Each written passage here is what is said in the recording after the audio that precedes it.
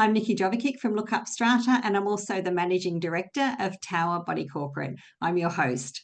While e-bikes and e-scooters offer a sustainable transport option, there are potential fire risks to consider, especially in strata communities. Electric vehicles have different fire safety considerations, so today's session won't be addressing electric vehicles and electric vehicle charging.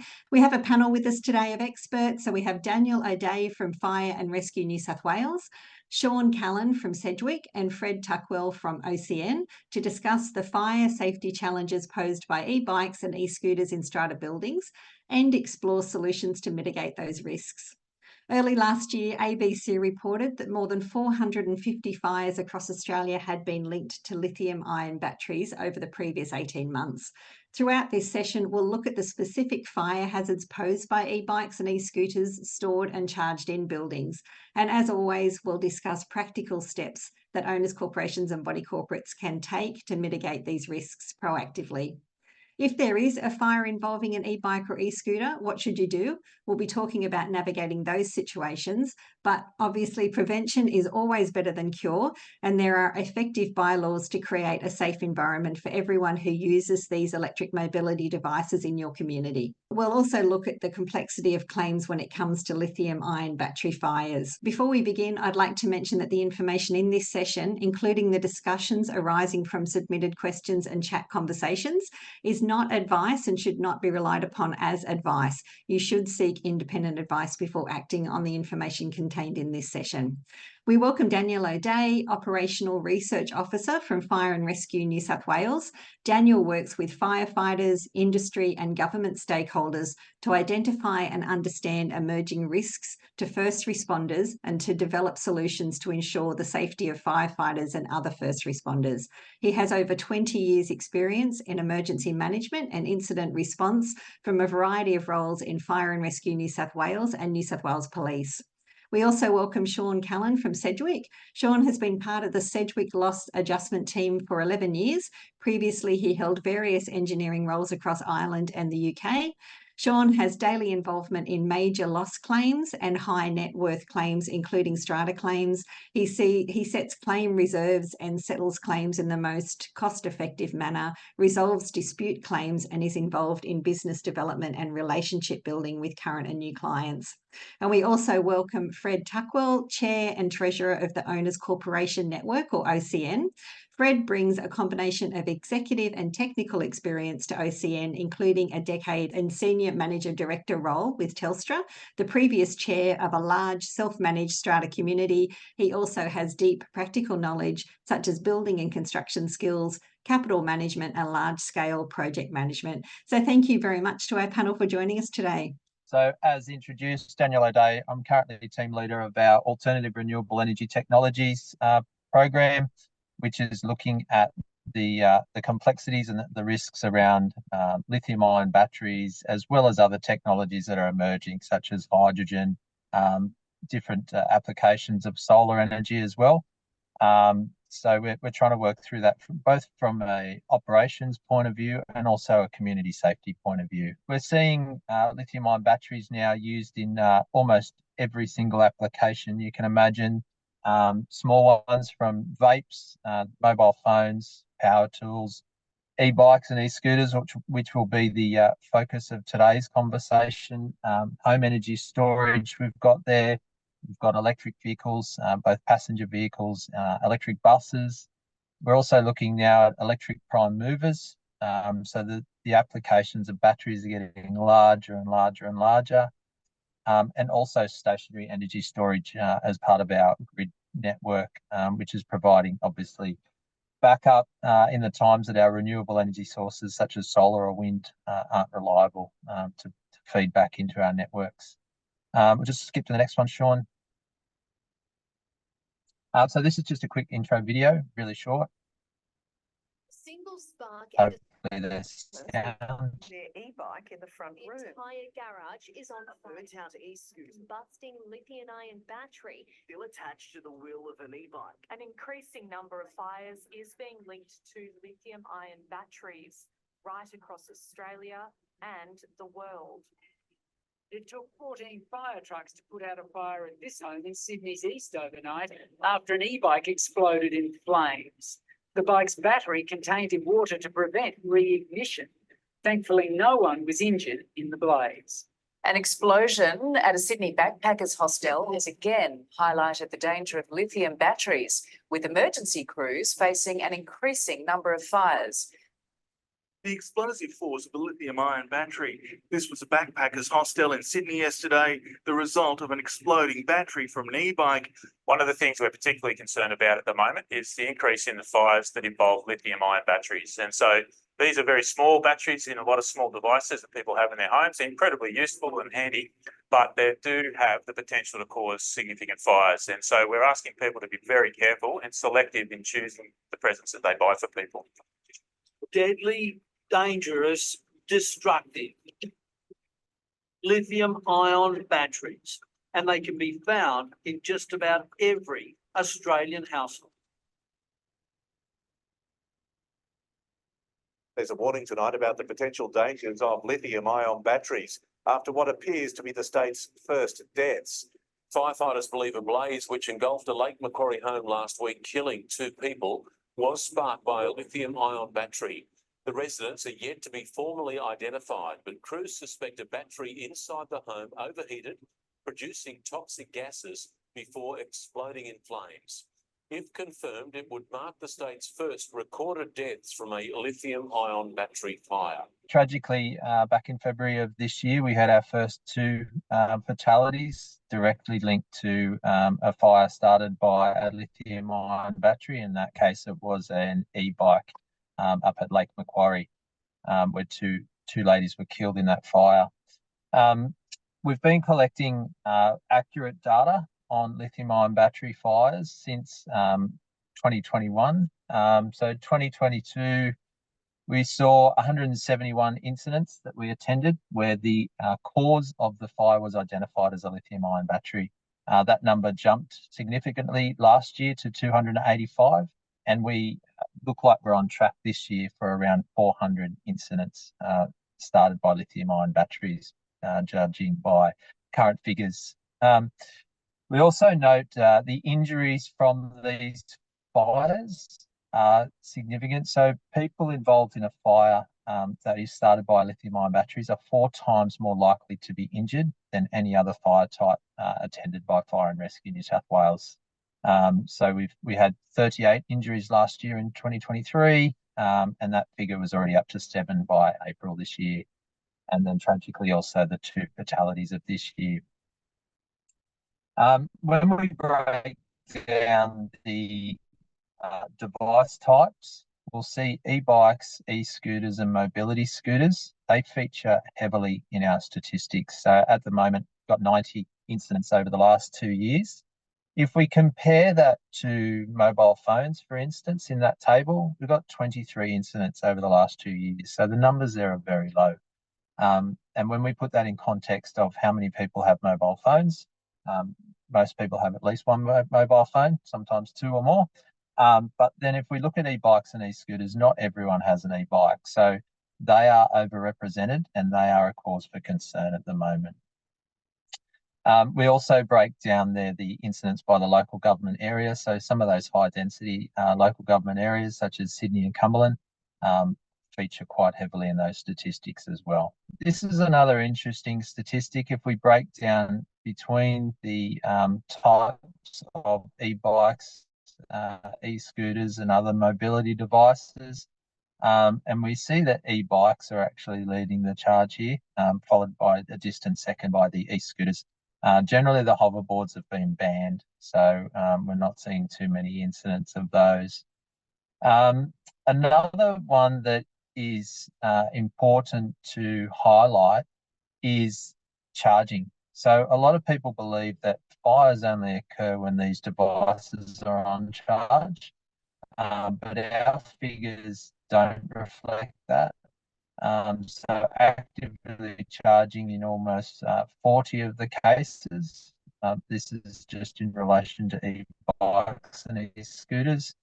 And also the numbers or not charging are quite significant there. And then the unconfirmed as well. And that's just due to the amount of damage. And often we can't ascertain from the owner or the occupant what was actually occurring at the time. What are some of the causes? So manufacturing defects, obviously, poor quality cells is a big part of that one.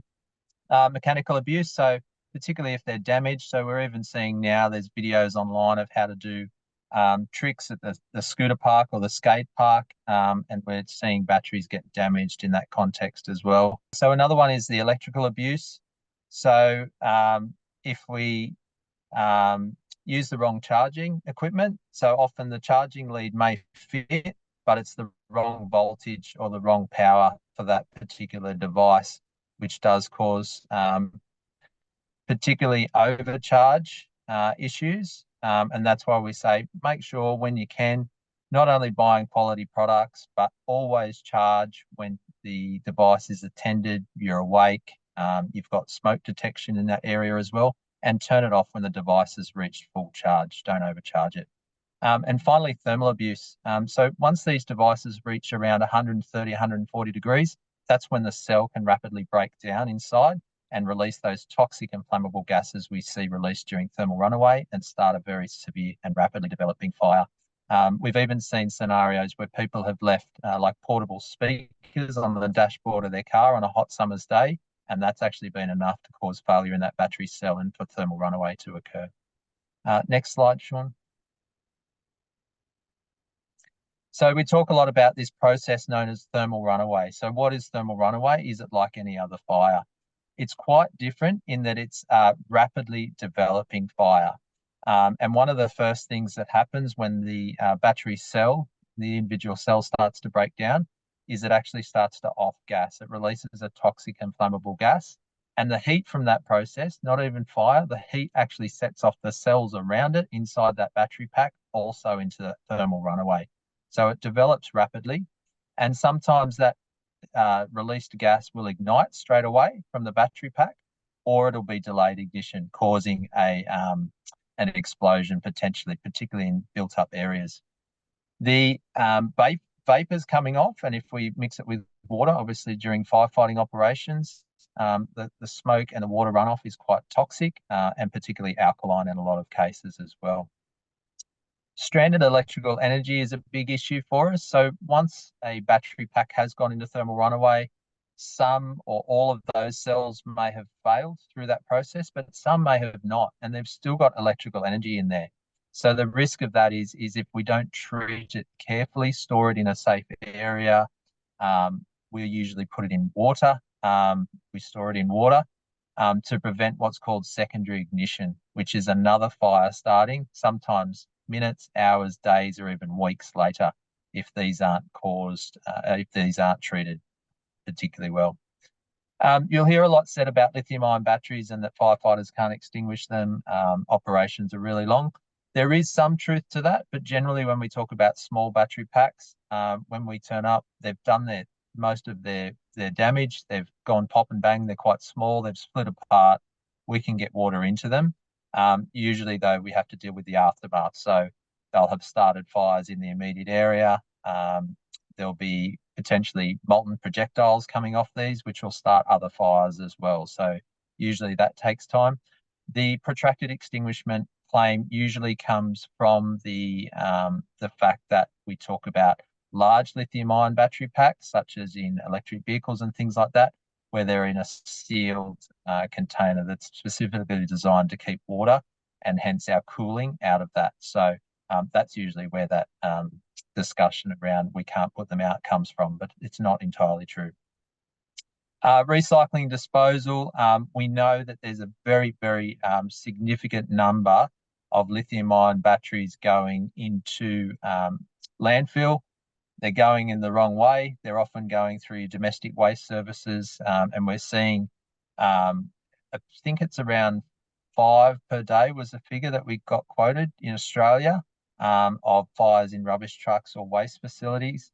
And some of those fires are totaling millions of dollars worth of damage, particularly in those facilities. and they're having a massive impact on the in the infrastructure as well. When we talk about this this vapor that's coming off, this is what people often don't understand, and they don't realise why these fires develop so rapidly. But essentially, you'll get sometimes a little bit of a hiss or a pop, which indicates that cell's starting to fail. But as that process breaks down, it heats up those other cells around it. We start to see large volumes of gas being released. And in this case, in this example, you'll actually see that the ignition is quite delayed. So we see the gas coming off.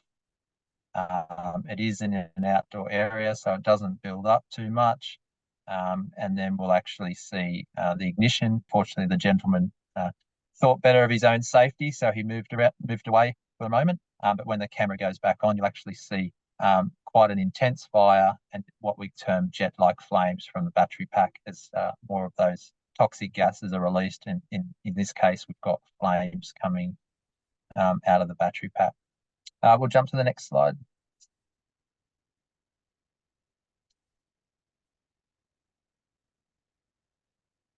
So this is an interesting one. You'll see how quickly the fire develops. Thankfully, this occurred about 8 o'clock in the morning in a backpackers in Sydney, Mad Monkey's backpacker fire. But we see this a lot in the e-bikes and e-scooters are stored in the doorway of these apartments. We really want to see this not happening. Because I don't believe this one was actually on charge at the time either, but it's just what people generally do. They come in, they park the mobility device right in the doorway, but then if the fire does develop while they're in there, it's very hard for them to escape. Luckily, these gentlemen were already on the way out, and one sustained burns to his lower limbs, but other than that, he was okay. So a narrow escape in this scenario. Next slide.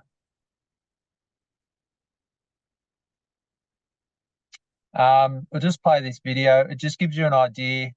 This gentleman actually had popping and hissing noises from his device, which was under the lounge on charge.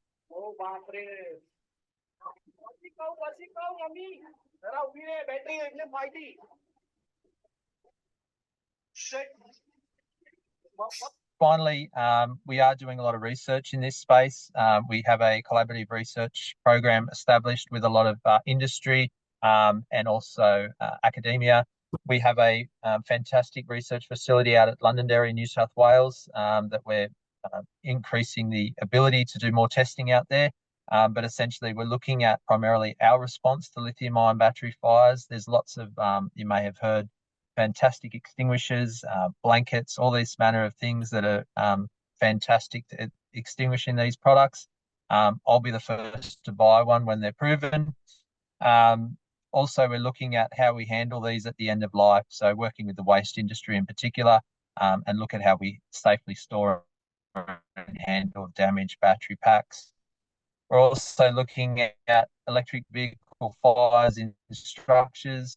I think through that process, we're doing about different occasions. We're doing single vehicle burns, multiple vehicles, but we're in the process. We'll probably go through about 40 electric vehicles in that process, and we're building a structure just to do those burns. So we're looking at the impact on the structure to make sure that the way the heat is released and the vapors coming off can be handled by the current building regulations. And so we're going to start seeing a lot more of these energy storage systems installed in homes as power prices continue to rise and people try and offset their cost and utilise their solar energy a little bit more. So as I say, hopefully you take away from this, these are very different fires. They're rapidly developing fires. We cannot provide advice around exactly what to do in your building because every building is different. But there's some information that we can send out via Lookupstrata around safe charging, safe storage of e-bikes and e-scooters. And please have a look around your premises, your buildings, and just work out the best way to stop these devices being stored in your entry and exit ways, looking at where you can store them securely and how you can educate your occupants in your building. So thank you. Hi, my name is Sean Callan. I'm an executive loss adjuster with Sedgwick. I work in the MCL team, which is the major and complex loss. I'm coming from a background of engineering, and I've qualified and worked in engineering and construction in Ireland up until 2008, until the GFC crisis hit. And then I guess I fell into the insurance industry, and that's how my journey as a loss adjuster began. So I'm sure most of you on the call are familiar with loss adjusters and their role, but for those who are not, just a brief introduction is to advise that the role of a loss adjuster is to assess and manage insurance claims on behalf of the insurer. This includes, but is not limited to, site inspections, investigating the cause of the loss, determining whether a client's policy covers the loss, and checking any exclusions, endorsements, policy limits, additional benefits, etc. Preparing reports for insurance companies, also checking that the damage or loss falls within the terms of the insurance policy, and then checking the amounts are fair and reasonable. Also, in this case, assessing any potential for the likes of potential for salvage or recoveries. In most instances, loss adjusters are appointed by insurers. However, brokers in some cases have authority to nominate a preferred adjuster or adjusting firm. Similarly, strata managers could request a particular adjusting firm should they require. So, e-bikes and lithium-ion batteries. I just wanted to run through a case study of a claim that I'm currently involved with. So just to give you an overview of the loss, this is a claim which relates to which a fire occurred in a residential unit in the early hours of the morning in January 24 in Bondi. In this case, we're dealing with commercial units, tenancies on the ground floor, and then there were 7 residential units on the first floor. So in this case, the fire broke out in a bedroom of one of the residential units on the first floor at approximately 4 a.m. There were 4 occupants asleep in the unit at the time. One of the occupants was awoken by the sound of a small explosion, after which they alerted the rest of the occupants in the unit. 2 of the occupants had to escape through a first floor window to safety, whilst the other 2 occupants escaped through the front door. 14 other people were evacuated from neighbouring units, and Fire and Rescue New South Wales were alerted, attended and extinguished the fire. It was confirmed by Fire and Rescue New South Wales at the time that the cause of the fire was a lithium-ion battery from an e-bike that was charging in the bedroom. So, assessing the claim. We received a call on the Friday afternoon from a broker asking for urgent assistance on the claim following the fire the night before. So we immediately attended. We met with the broker, property agent, and contacted insurers to confirm our appointment and approval that we can appoint the likes of fire forensics and arrange any make-safe. Whilst we were on site, we arranged for a make-safe just to secure the unit and also to check all the electrics in the other units and the common areas. We also arranged for restorers to attend, clean up the common areas. We requested that access to the other units was available so restoration could be carried out, hygienists attend and confirm and certify that they were fit to be reoccupied. So that was all carried out within 48 hours, with only 1 unit unable obviously to be reoccupied. There was some water damage to the commercial units below, so temporary power was supplied to that area and cleaned so as to minimise any loss to that business. We further liaised, discussed the property agent, the process for repairs, timelines, reinstatement, etc. Before we would engage the likes of consultants and engineers and builders to attend the unit, we wish to get fire forensics to attend. This would be standard practice with any fire that we would arrange for fire forensics. And for them to do it, we would want the unit undisturbed prior to any other trades attending. Whilst we were aware that the lithium battery was the cause of the fire, a professional report from fire forensics was recommended for any potential recovery, which we will discuss a little bit later. So in this case, the claim complexities, we've got, as I mentioned, there was 4 people in the unit. In this case, we requested a copy of the lease agreement from the property agent. It's one property agent that manages the building and all the tenancies. The lease agreement showed that there was 2 people on the lease from overseas and were on working holiday visas. one had returned home temporarily and had subleased their unit to another couple. And the second tenant had also left the property and subleased to another couple. So we had 4 different people which were in the unit at the time. Following discussions, we discovered that one of the occupants had leased a bicycle, an e-bike, through WhatsApp. So we followed up on that. We received a copy of a lease agreement, which was in Spanish. It was on a very basic lease agreement, not from a retail outlet. So given the complexities of this, we knew that the fire had started from the battery. We wanted to engage a factual investigator to get all details surrounding the event, again, for the potential for recovery. Like, for those that don't know, a factual investigation is the process of collecting evidence that has already happened. It's all about answering the questions of what, where, how, why, and documenting the evidence. The evidence gathered often consists of affidavits, which is written recollections of witnesses and other parties. In this case, the factual investigator obtained all the contact details for the supplier of the e-bike and attempted to meet with them to discuss. However, the supplier appears to be purely a simple individual rather than a company. So onto recovery potential.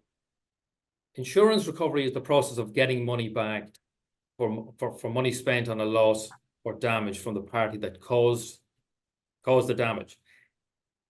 In this case, fire and factual investigators were engaged to determine the potential recovery. Insurers may seek recovery from either the suppliers of the bicycle or the battery manufacturers. Investigations and inquiries are ongoing at this stage. It can be difficult to recover from an individual, as they may not have insurances. Whereas if it's from a company, they will have liability insurance, and these are ongoing discussions. Should there be a recovery action by insurers, they can also include any uninsured losses in a claim, which may include the likes of business interruption or loss of rent. So the claim outcome in this case and policy coverage. So following our attendance and assessment of the damage, we then reviewed the likes of the policy schedule and policy wording. It is within these documents where any exclusions or policy limits endorsements may apply.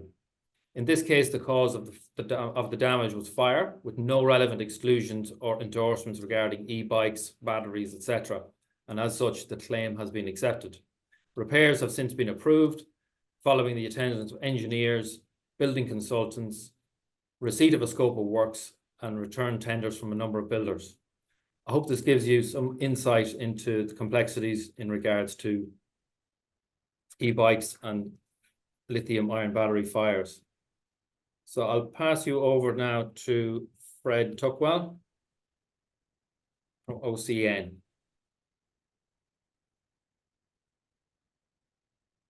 Okay, thanks, Sean.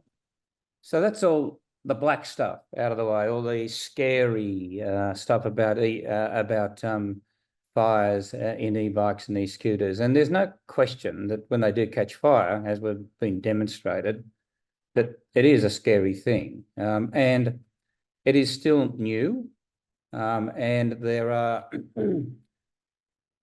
it's widely covered in the media, and there are calls in some quarters to ban e-bikes and e-scooters from apartment buildings. So really, what is the truth? So what we've tried to do is get to the real story. And at the highest level, OCN advocates for a better and cleaner future that electric vehicles and micro-mobility like e-bikes and e-scooters help to provide. So that's where we focus our attention. And we're concerned that this media coverage and all this scary stuff that's happening out there is creating a barrier to the implementation of the government's sustainability and safety agendas. So that's why we seek out the facts. And we do that from reputable organisations like the ACCC, responses from the Electric Vehicle Council into the New South Wales State Safe Inquiry. We've provided evidence at the Senate Inquiry, State Safe Senate Inquiry. there's a Victorian company, EV FireSafe, which is originally funded by the Australian Department of Defence. And they're a world-renowned group that look into the facts and what really cause fires in all lithium batteries. And all of the reports that we do, if you get away from the scaremongering and the scary stuff, it gets down to what you're going to do about it. And it's all about consumer education and risk mitigation. And this is a handy little slide that EV FireSafe have created. And it looks to characterise where the real risks are. And you can see that the highest risk, which is really supporting the arguments that Daniel's brought up this morning, that personal mobility devices, or e-bikes, e-scooters, what are we going to call them this week, are really the highest risk of all of the battery devices. So most of the others have either got very, very high standards association with them and they're well protected. An ERG is an emergency response guide, and the presence of emergency response guide indicates that the manufacturers of the product really are looking after the consumers. EV FireSafe, their analysis shows that the e-bikes, e-scooters are the highest risk. So why is this? Firstly, regulation. And there have been few lithium-ion battery safety incidents associated with road registered vehicles. This can be attributed to the robust regulatory regime around these vehicles and the Australian design rules.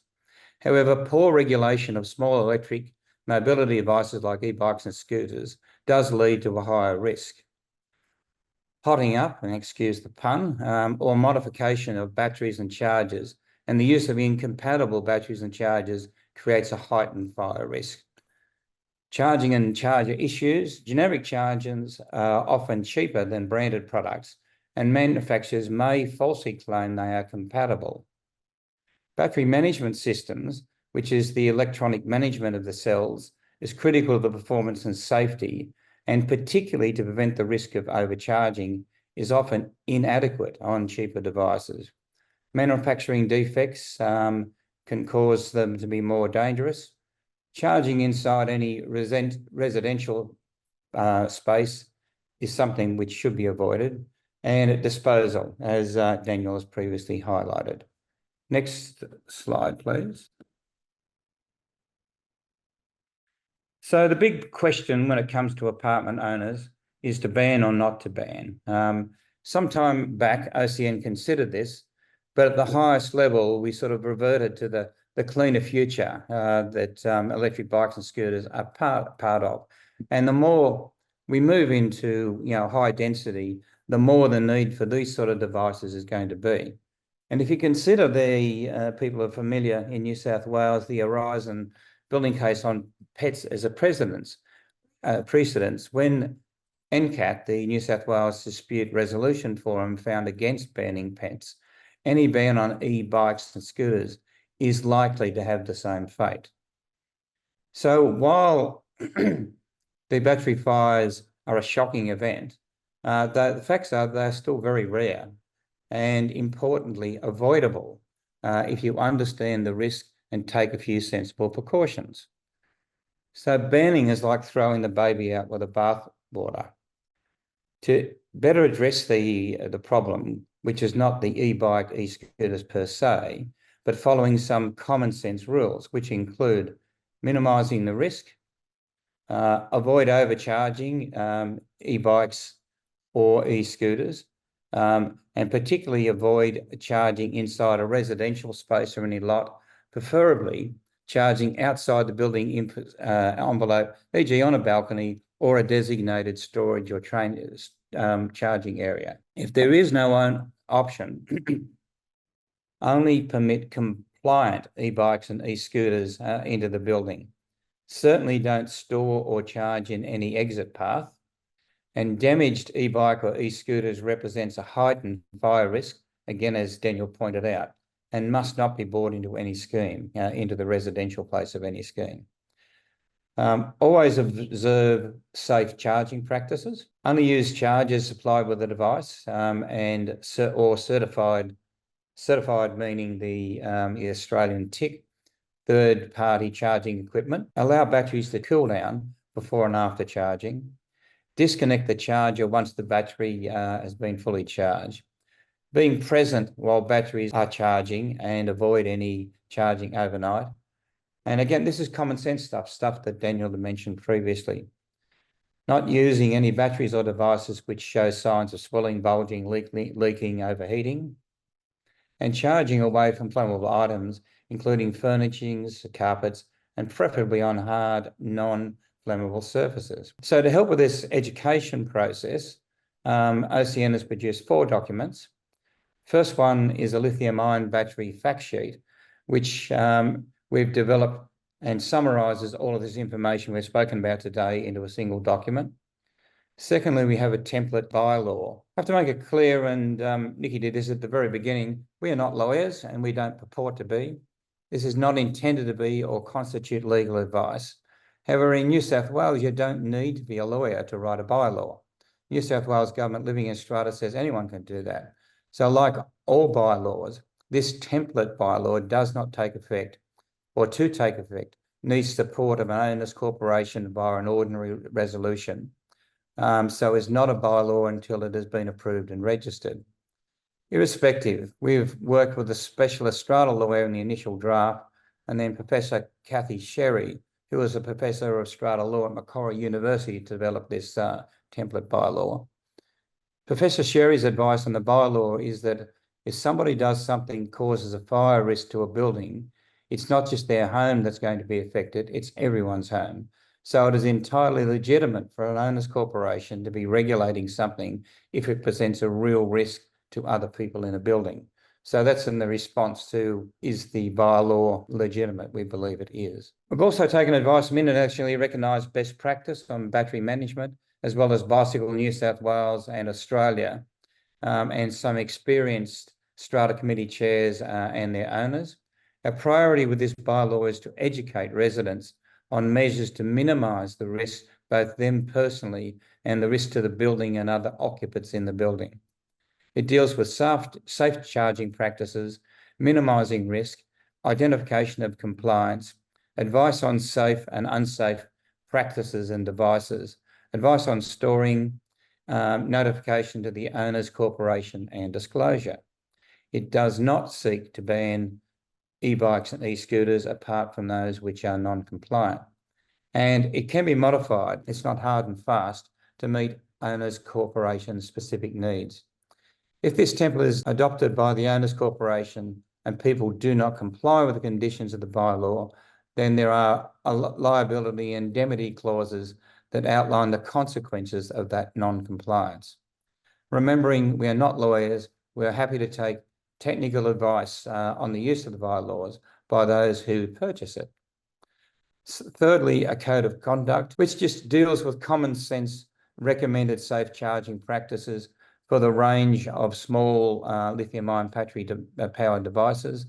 And then finally, a strata guide, which deals with lithium-ion battery enclosures, where to get them, advice and case studies from other OCN members who have used them.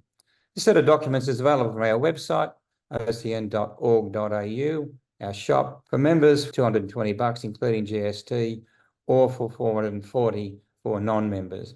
Please note that they are single-use per strata scheme documents. Thank you, Nikki. Thanks so much, Fred, and thanks everyone for the presentation. Obviously a lot to cover there. A lot of information was provided. People being surprised why the regulations haven't been enforced. There is work happening in that space at the moment at both the national and state level in New South Wales. I think there's an announcement coming, but essentially it's addressing the gap. There's a lot of voluntary standards that may apply to lithium-ion batteries, but they're not mandatory. So there's work going on there, and also an independent verification process. So similar to the US, where it's got to have a United Laboratories or an independent lab certification, it'll have to have that. And as Fred mentioned, you know, there's compliance markings on the charging equipment at the moment.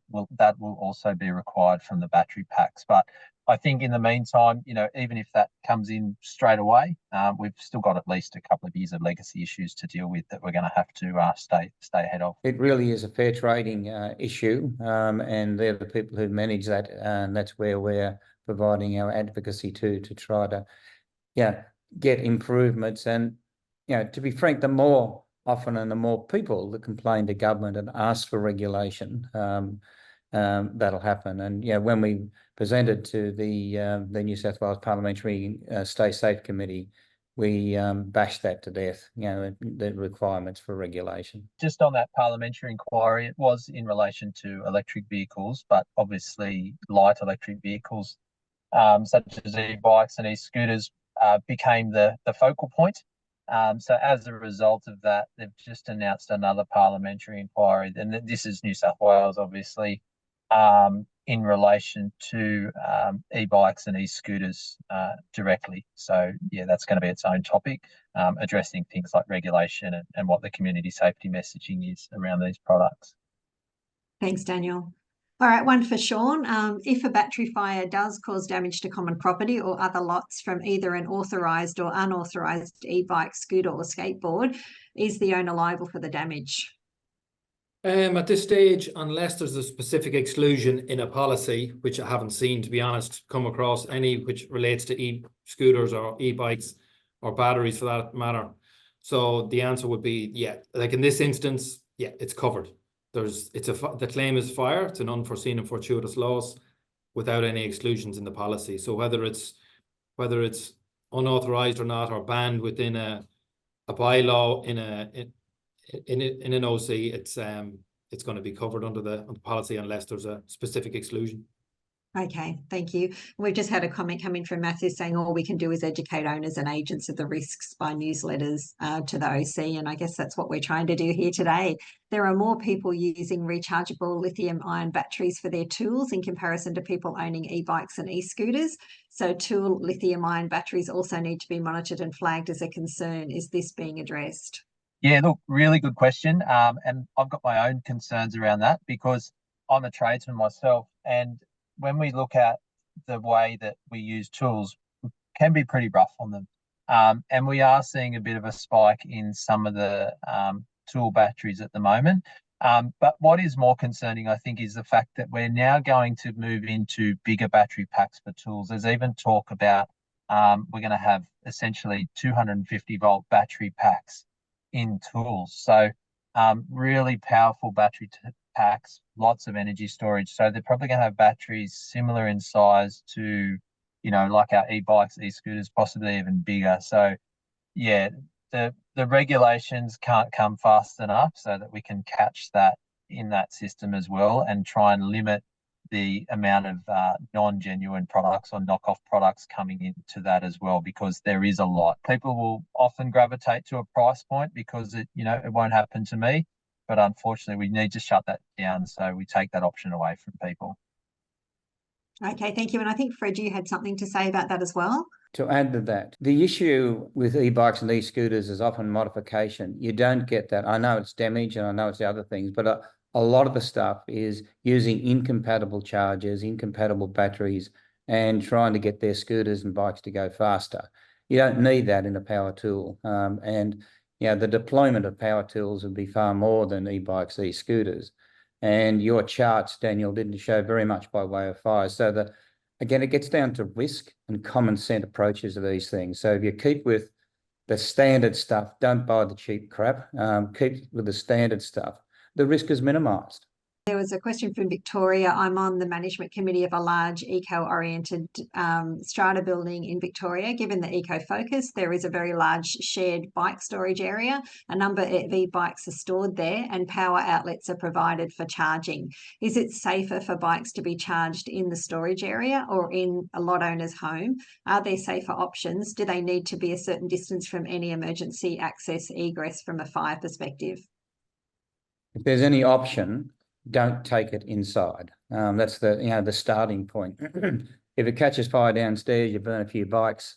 If it catches fire upstairs, you potentially lose your life, your furniture, the apartment. So no one goes without saying, do not charge inside if you've got any other option. In terms of enclosures, I did mention in my presentation that we do have a strata guide available on our website that talks about those enclosures. And, you know, I strongly advocate for people to either look at fireproof enclosures, and that could be, you know, building an enclosure of your own site. And it gets down to size of buildings. You know, one size doesn't fit all in strata. We know that. Big buildings with a whole bunch like this one, in case in point, it's probably worthwhile even investigating building a fireproof room, or getting a couple of closets or cabinets to put them in.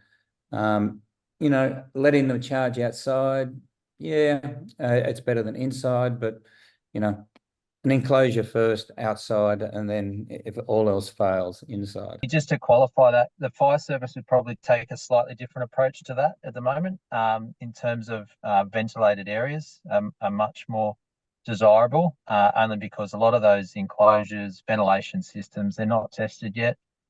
There's no real proof in that. So anywhere ventilated, you saw the amount of vapors coming off these products. So if that's enclosed in a room, and you've got a number of products in there, we want that to be in the open air. Generally, we want it to be undercover, but yeah, definitely not enclosed in a ventilated area. Okay, thank you. I was just about to ask you about that, because we had a comment that came in that was saying we have about 140 lots and at least 6 e-bikes and an e-scooter, and they've installed a fire-safe charging cabinet in a room with all concrete surrounds and fire-safe doors. So you wouldn't recommend that would be the way to go? Look, without seeing the actual area, as we say, we can't give specific advice on that.